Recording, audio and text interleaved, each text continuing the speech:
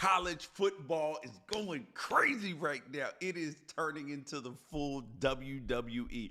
Oh, everybody's cutting promos. Everybody is doing the propaganda. The SEC, the Big Ten, the Big 12, the ACC, Curt Zingetti, Rhett, Lashley, Greg Sankey. Everybody's doing it right now. But we got to break down the truth. So I'm pulling up all the propaganda, all the lies, all the truths, and we're going to break it down and talk about what's real, because that's what we do on Unafraid Show. People say, oh, you're leaning this way. You lean. No, we're going to come straight at it right and hit you right in between the grill with it. But as you notice, your boy is not in the normal studio. We're on the road. My kid is jumping in the Junior Olympics. So shout out to my son. Shout out to the fam. Everybody who has contributed to that. Super excited to see some of these fast kids run and jump and do these dope things. I wasn't a part of this sort of thing, so it's pretty cool because this is the first time I'm getting a chance to see it. All right, so you guys, first of all, make sure that you like, subscribe, get notifications, tell a friend about the Unafraid Show, and most importantly, share, because we got dope content on here. All the previews are up today for ACC, Big 10, Big 12. Everybody's up, and the SEC as well. But these conference commissioners, they have gone in. Everybody's putting in their bid for the college football playoff. I'm going to tell you where I believe that we stand as well. But you know where we're going to start, though. We're going to start with the spiciness. We are going to start with Curt Zingetti and Rhett Lashley, who lit the world on fire with what they had to say. Now, Curt Zingetti, and remember, I'm the same person. So before any SEC people get to coming at me or whoever, I'm the same person who slandered Indiana for taking Virginia off their schedule and putting on Kennesaw State, and for the next 5 years having no Power 4 games in their non-conference games. So they're only playing non-Power 4 games. So this is the schedule manipulation. This is also going to rub off on Lincoln Riley, because he's sitting there, we got Notre Dame on the schedule. Why are we playing Notre Dame? Yuck, because you're supposed to be USC, and it's your biggest rival. Stop it. Okay. So anyways, and then Paul Feinbaum attacked Lincoln Riley. Now, this was unprovoked as well, but you see I'm feeling some type of way about the Notre Dame game too, so it is what it is. All right, so we're going to go to Curt Zingetti. And the thing that Curt Zingetti said, people clipped the part where he said, I'm just going to go full SEC, right, and do a SEC schedule. Well, here is the issue, is that people didn't really pay attention or listen to the entire soundbite of what Curt Zingetti said. And this is the part where, information matters. So we're going to do it a little bit different than we normally do today. So I'm going to let you guys hear what Curt Zingetti had to say. Yeah, you see, we got the picture going today. Okay. We picked up an extra home game, and we play 9 conference games. The 2 best conferences in college football, any football guy that's objective will tell you, is the Big Ten and the SEC. All right?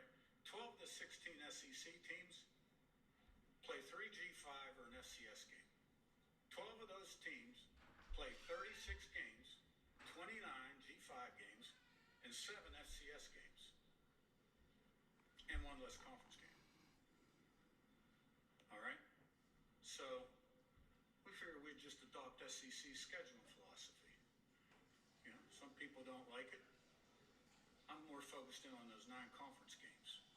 Not only do we want to play 9 conference games, okay, and have the 4-4 championship, the playoff format, okay, we want to have play-in games to decide who plays in those playoffs. Championship weekend, let's play 3 versus 6 and 4 versus 5. You want to decide that on the field, make sure everybody's strength of schedule is what it needs to be? Let's make everybody play 9 conference games, and on championship weekend, 3 will play 6, 4 will play 5. And there's still room for another at-large in that format. And why shouldn't the Big Ten have 4 AQs? Because Ohio State actually Indiana and Penn State were tied for second. They won the Fair tiebreaker. point. Ohio State won national championship. Okay, and put the best teams in the playoff. Okay. So here is where we have to be honest. He made some decent points there, right? He made some decent points. Curt Zingetti did. But here is where we have messed this whole thing up. Instead of trying to justify the nonsense that you do, don't do nonsense. And so Indiana and Curt Zingetti, this is nothing more than putting lipstick on a pig, if we're being honest. With bad schedules, it is just a way to go out and recruit or say to people, hey guys, we are a 10-win team. But all 10-win teams are not created equal. And they are making, because there's a lot of people who will tell you, you are what your record is. No. That used to be true. This is no longer true. You are not what your record says anymore, especially when teams are doing this. And just like SEC teams are doing it. And Curt Zingetti is right. But then you will have people with the propaganda talking this nonsense about, well, look at the SEC schedules. Texas is playing Ohio State. And all these non-conference games. You are 100% right. Those non-conference games are great. They are great for college football fans. We love them. We are excited about them. The issue is that when you play 8 conference games, and let me break down the quick math for you if you are new here. When you play 8 conference games, that is an average of 4 losses across every team in the conference. That has to be spread out. So some, like Mississippi State goes defeated last year, don't win a conference game. Some lose one like Texas did. That's it. So it averages out. But when you play 9 conference games, that's 4.5 losses. And then the SEC will talk about, we're penalized for our losses. Actually, no, you are actually gained favor by your wins, by 4.5 wins versus 4.5 losses versus 4. And then you have to remember that the FPI favors the SEC. It favors the SEC. Because there is only, when you look at what the S&P Plus, the S&P Plus, what it factors in things that don't need to be factored in. In fact, when people talk about, because I saw Pete Nakos tweeted this out in response to Curt Zingetti. So I'm going to show you this tweet from Pete Nakos. So Pete Nakos sends out this tweet. 6 Big Ten teams do not play any non-conference Power 4 teams this season, but play 9 conference games. The SEC has 9 in the top 10 of S&P Plus strength of schedule.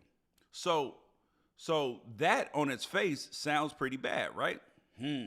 But then when we honestly think about it, there are only, out of the SEC, out of the 16 teams, 13 of them only play 9 Power 4 games. Only 13. So the only 3 that are playing 10 Power 4 games, Alabama this year, Florida, and, oh, Lord, one more team. Yeah. So you got Alabama, Florida, and you have one other team. I'll remember in just a second.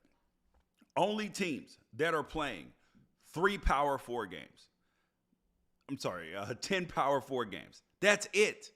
So how on earth are we going to act like that these things are not exactly the same, especially when the Big Ten is as powerful as it is now? They've won the last 2 national championships, 5-1 against the SEC, and 2-0 in the college football playoff. So we can't sit here and act like the SEC is this juggernaut that can't be touched by anybody else. So people will say, well, how about that strength of schedule thing?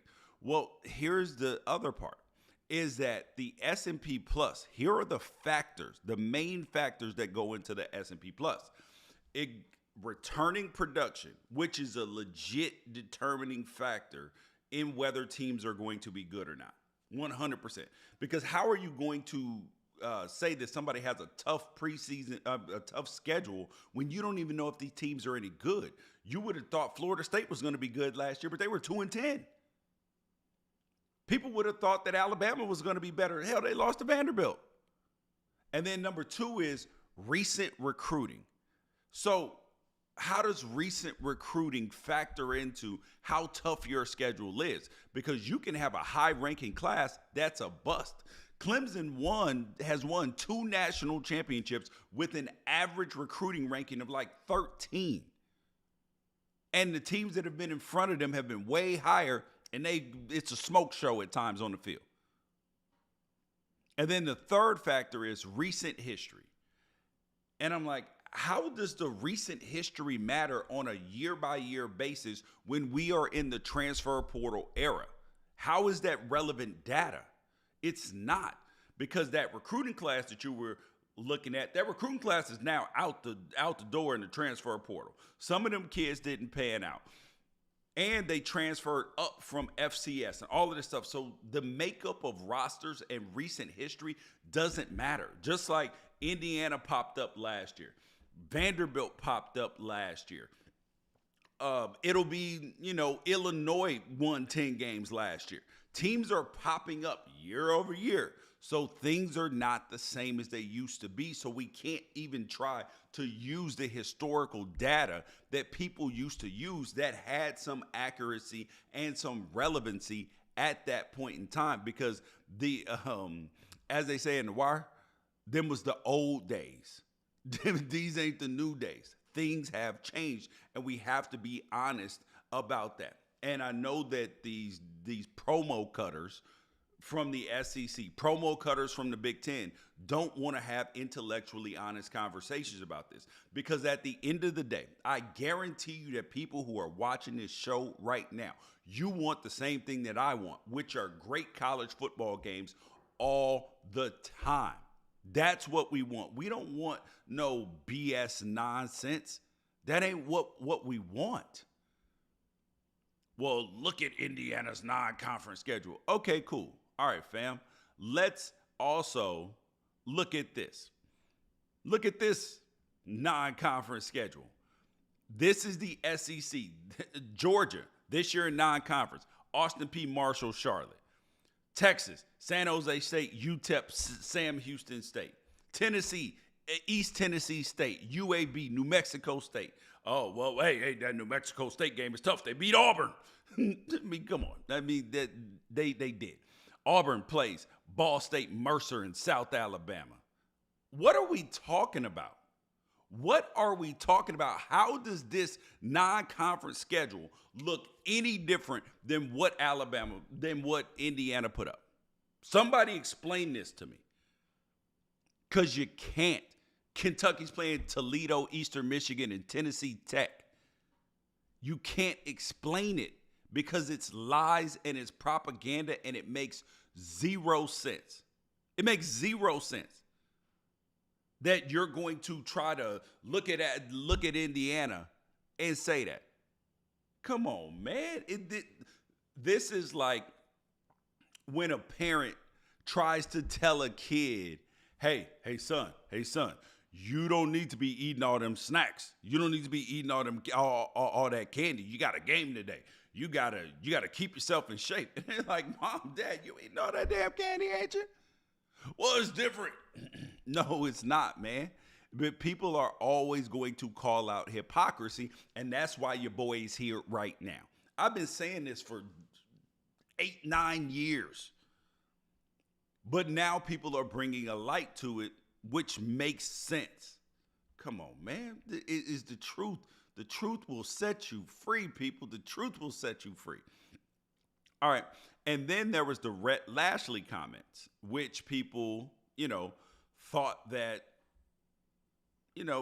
because he's advocating for the ACC as well. So I'm going to let you hear what Rhett Lashley had to say, because when he talked about it, I'm just gonna let you hear what Rhett Lashley had to say. That way, then you can hear for yourself.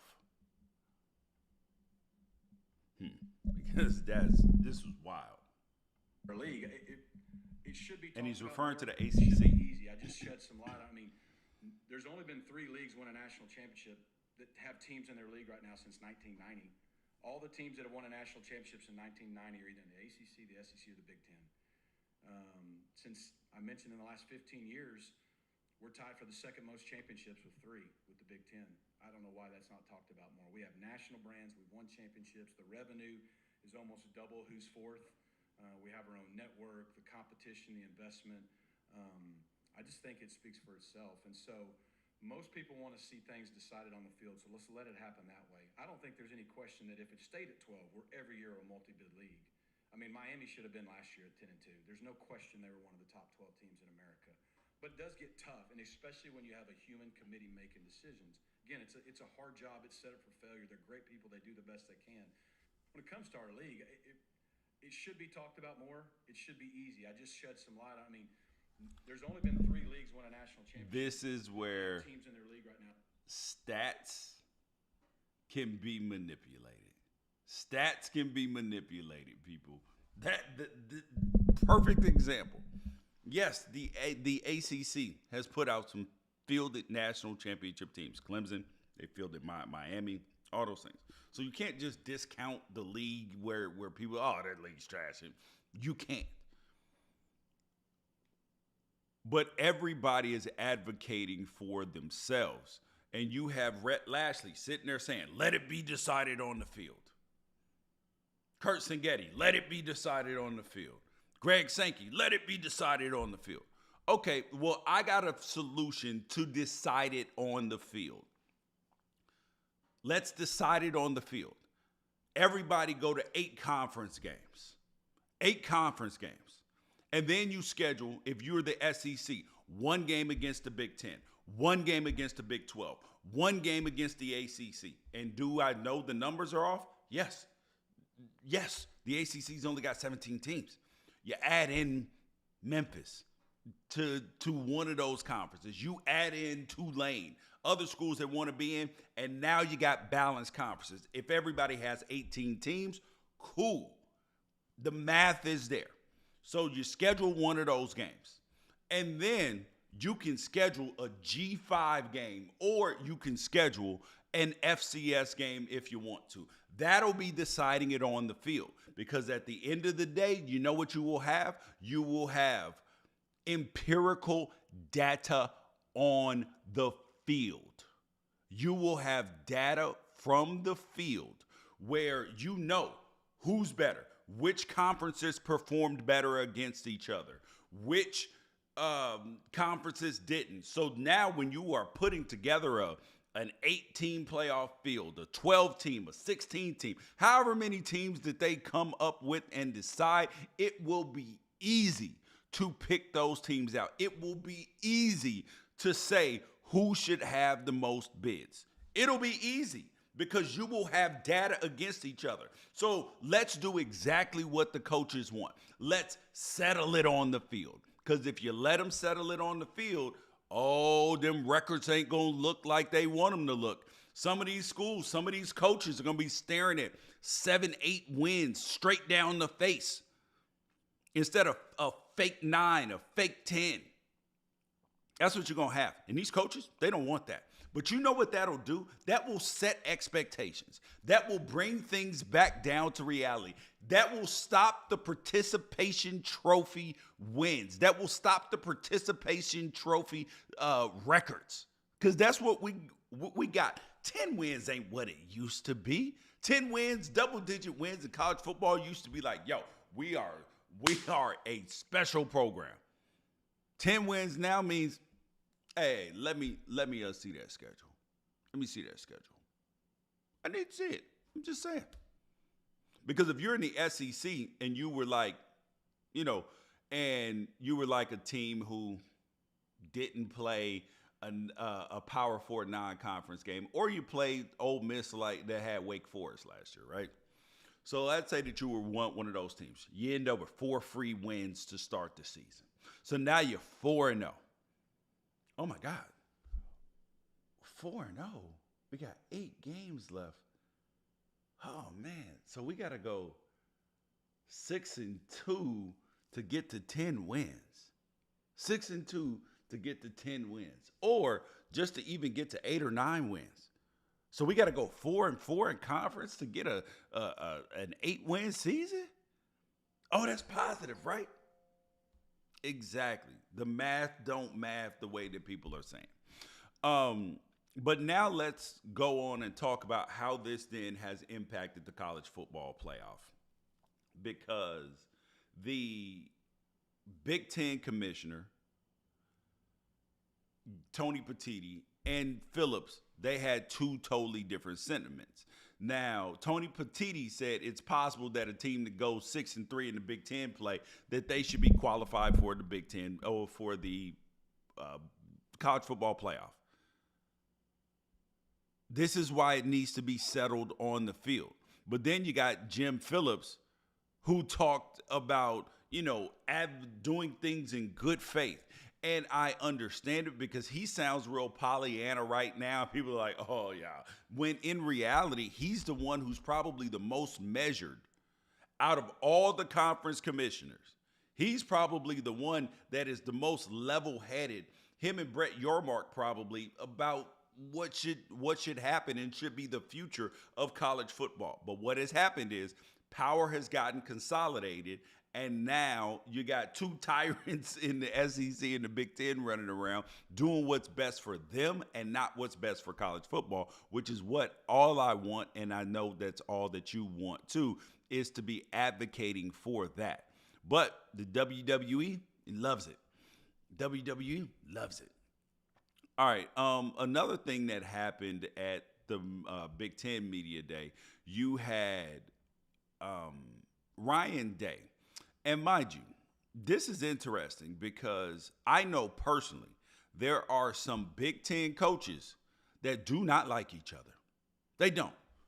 But this is normal life. Like, you don't like everybody that you work with, somebody in the next department or something like this. This is normal stuff. So I'm not breaking the news that some of them don't like each other. But it was very interesting to hear and see. Because remember, Oregon has beaten Ohio State 2 out of the last 3 times that they played them. And you heard their head coach, Ryan Day, talking about Dan Lanning, Oregon's head coach. And I thought that this was very interesting because there is a mutual respect here that you don't always get in college football. Ryan, you've coached against a lot of different coaches in your career, but what makes Oregon coach Dan Lanning maybe different or unique?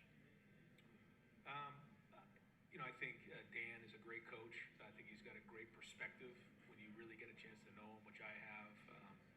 We got a chance to go on the Nike trip together, and then also play golf, this spring. And when you hear the story about he and his wife and everything his wife has been through, he's got an unbelievable perspective on the game and what motivates him.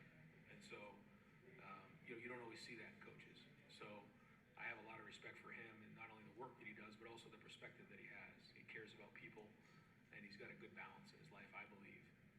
He's very intelligent, and it's always good at competing against him. That sounds like mutual respect. That sounds like 2 teams that know that they're going to be at the top of the league for a very long time. That's what that looks like to me. And I appreciate it. I appreciate when coaches are not afraid to compliment other people. And I tell my kids this all the time. And this is honestly one of the things that I love most about LeBron James is that he's not afraid to compliment other players. Like when Steph Curry goes crazy, when, if Drew Holiday goes for 50 points or whoever, he'll tweet out like, yo, that was crazy. Dope fire emojis or something, because you can still be great and enjoy and stand on your own too and acknowledge somebody else's great performance, because in reality, that doesn't take anything away from you. It doesn't take anything away from you. And that's something that we got to be able to get to, which is like just being able to acknowledge somebody else for doing something dope, and that doesn't take anything away from you. And the last thing I wanted to talk about with Big Ten Media Day was this Jeremiah Smith conversation. So Jeremiah Smith, best player in college football. The kid's an absolute savage. He said he was 205 when he checked into Ohio State. Now he's got the second lowest body fat on the whole entire team, and he's up to 225, David Boston style, and he's a monster, an absolute monster. I remember watching this kid I was standing on the sideline for the Ohio State-Oregon game in Eugene, and it was my first time standing next to Jeremiah Smith. The thing that I noticed, obviously he's tall, he looks, good stature. The thing that I noticed that made him different, and I was like, yo, this body is special. It was his calves. His calves were mature grown man calves, and he was only 18. Kid had grown man, they was like, listen, I'm not getting clipped for this. Listen, them calves look like grown man calves. Them were NFL calves. Them wasn't high school calves that just checked in. Wasn't no softness. Those were muscle calves. I'm getting ready to call them something else. We're bigger and better than that. But people were a little bit.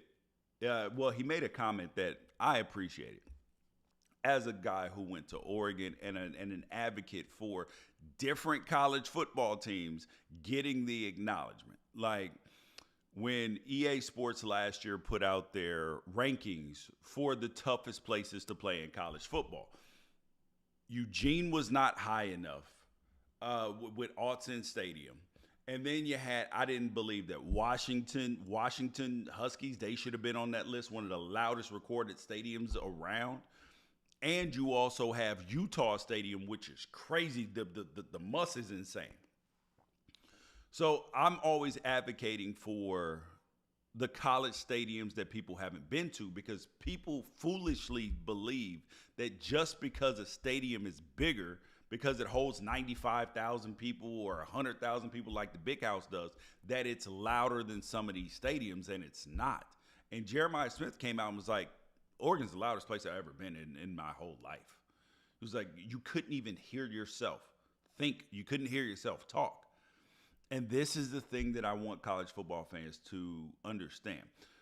I know you're a fan of the SEC, or you're a fan of the Big Ten. You're a fan of the ACC, fan of the SEC, Big 12. Get out of your comfort zone. Go see somebody else play in a different conference that's far away. If you live in Louisiana and you think Death Valley is the loudest place in the whole world, it is definitely one of the toughest environments. Go out to see a big game in Utah. Go out and see the Holy War. Go out and see Utah play USC. Go see Washington and Oregon. Either place, at Washington or at Oregon, and it will be deafening. You will experience a different level of college football, and you will be stunned. Look at Josh Pate. He hadn't been up to Washington or Oregon until a couple of years ago. And then all of a sudden he was like, oh, it's different.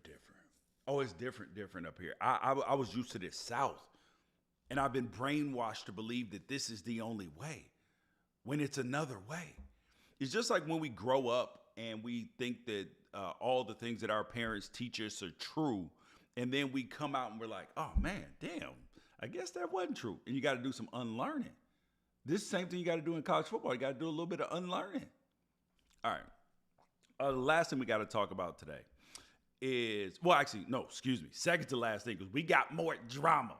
This one comes from Paul Feinbaum, because Yo, can y'all hop in the chat and let me know? Because I do not know why Paul Feinbaum hates Lincoln Riley so much. Can anybody explain to me why? I mean, because at this point, it feels personal.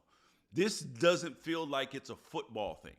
Because I, as a football fan, as a college football fan, somebody who played the game, loves the game, I hate the idea, and I brought it up earlier, about USC trying to dump Notre Dame to make an easier schedule. Hate it with the power of 1,000 suns. That's anti-college football. That is anti-competitiveness. Your coach needs to be able to say, listen, we will line them up in the parking lot against anybody, because it infects your team when your team is like, yeah, we're ducking the smoke.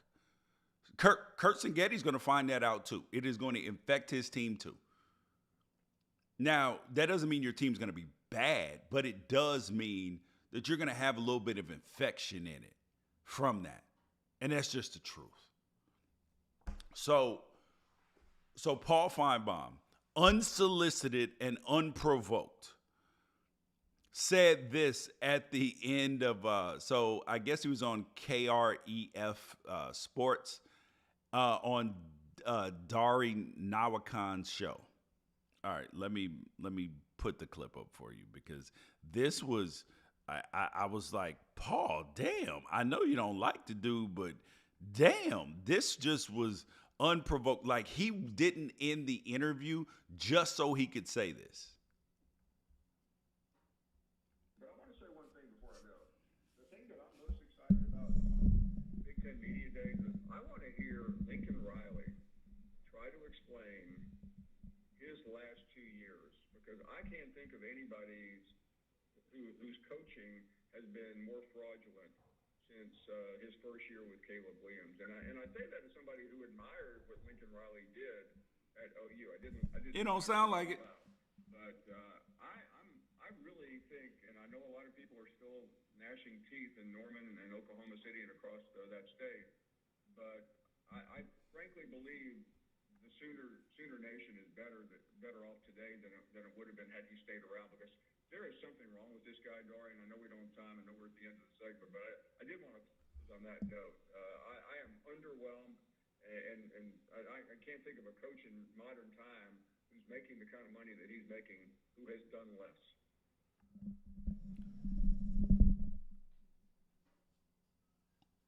Damn, Paul.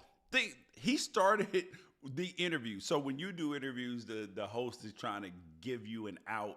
Now, we don't know what the questions were prior to that, but Paul was like, hold on. I got one more thing to say. Let's talk about Lincoln Riley. Like, damn. And the question, now, I do believe that this year is first of all, Lincoln Riley's not getting fired after this year. I've talked to people, and they're like, oh, this could be it for Lincoln Riley. No, it's not. USC ain't paying no damn $80 million worth of buyouts. It's not happening. No matter what happens, he could go 0-12 this year. He'll be there in 2026. Don't worry about it. But I do believe that this year is a pivotal year for USC. They have dumped all this money from their collective to get the number one recruiting class, even though that they have the only people that got more recruits than them is Sacramento State with 42, and they're just stockpiling their roster, trying to get into the as they continue to try to get into the FBS from the FCS. So you also have Lincoln Riley, who this year is pivotal for, because if they don't win at least 9 games this year, it is going to be slow for them. It is going to be slow for their fan base, because they are going to be frustrated, because this is year 4 of Lincoln Riley. And great coaches typically get it together by then. They get it together by then. And if we look at this USC schedule, I'm not sure. I mean, if you're Lincoln, how can you find a way? And people were upset with me with my Big Ten rankings because I had USC 10th. And mind you, this doesn't mean that they're not going to win any non-conference games. This means that in conference play that they will struggle. So look at this schedule. They start out with Missouri State. And remember, USC touted themselves as a team. We know when UCLA scheduled an FCS team, they were like, look at them over there scheduling FCS teams. We've never done that. And now they do the exact same thing. So they got Missouri State. Then they got Georgia Southern. So Clay Helton is coming back to the Coliseum. That's a gotcha right there, buddy. Gotcha. Then they head out to Purdue to play Barry Odom, who came from UNLV, did a great job there last year. But the Purdue's team, that game should not be competitive, but it is on the road in West Lafayette, so that could be a thing. Then they play Michigan State. Now, Aiden Childs, their quarterback, will be coming home. That could be a tougher game, but USC, talent for talent, they should be able to win that game. Then they play at Illinois. I believe that that's going to be their first loss. Then they play Michigan. Michigan could be their second loss depending on Michigan's quarterback situation, because at the end of the day, Michigan's going to be tougher than USC. Then they're going to play at Notre Dame. So they could possibly lose 3 straight games right there. Then they play at Nebraska. Is Nebraska going to be better this year? Is Dylan Raiola going to be better than he was last year? If so, that game could be competitive. They're going to beat Northwestern. Iowa's always a tough team. It'll be easier because Iowa's on the road, but everything depends on Iowa's offense. And then they play at Oregon. They're going to get crushed in that game. And then they play UCLA, which is going to be a tough game as well, because I picked UCLA to finish one spot at 9th in front of UCLA at 10. So if you are Lincoln Riley and USC right now, where do you find wins? Because let's say they start out 3-0, then 4-0. Let's say they beat Illinois. Well, actually, let's go Illinois, Michigan, and Notre Dame. Let's say that they win 2 of those 3 games. Now they're sitting at 2 losses. Then you got the Oregon game. So that's 3 losses. So they're probably looking at 9-3 this year if they perform well. If they don't perform well, we're looking at 8-4 or 7-5. So if one of those records is the record after this season, what are we supposed to make out of the Lincoln Riley tenure at USC through 4 years? And the same is true with Brian Kelly over there at LSU, except for he ain't had no losing season. Just saying. These are things we got to talk about. Oh. And I did want to pull up, because I did not show you guys my my Big Ten preseason rankings, and that video is available on Unafraid show as well. So, okay, it's not pulling up here, but here are the official Big Ten rankings. We got Penn State 1, Oregon, Ohio State, Illinois, Washington, Michigan, Iowa, Minnesota, UCLA, USC, Nebraska, Indiana, Michigan State, Rutgers, Wisconsin, Maryland, Northwestern, and Purdue. And the thing that people got most upset about was 1, 2, and 3, which was funny to me, is they were like, how can you have Penn State at 1? I'm like, I do understand James Franklin in big games. That has gone totally poorly. However, there is no world where Penn State with Katron Allen and Singleton, their returning offensive linemen, their defense is going to be good. It's led by a national championship. Forget the talent, because they do have talent on defense. It's led by Jim Knowles, who just won a national championship at Ohio State with one of the best defenses in the country, if not the best defense in the country. They have a returning quarterback who's been starting there, 2-3 years now? What more do you want? Drew Aller, who James Franklin says he believes in. So if James Franklin can't get it done with this roster, Oh, and then the wide receivers were the issue for Penn State. They went in the transfer portal, got guys. What more could you possibly want? If you are James Franklin, you are out of excuses. There are no more valid, real excuses that you can possibly use. That's just the truth. All right. The final thing that we got to talk about, this was a little sentimental to me because I was born in Memphis, lived there till I was 8, almost 9, before I moved out to Cali. And I was watching Anthony Hardaway in high school, watching Memphis State before they became the University of Memphis. They were Memphis State. And now, University of Memphis, they have pumped out so many NFL players.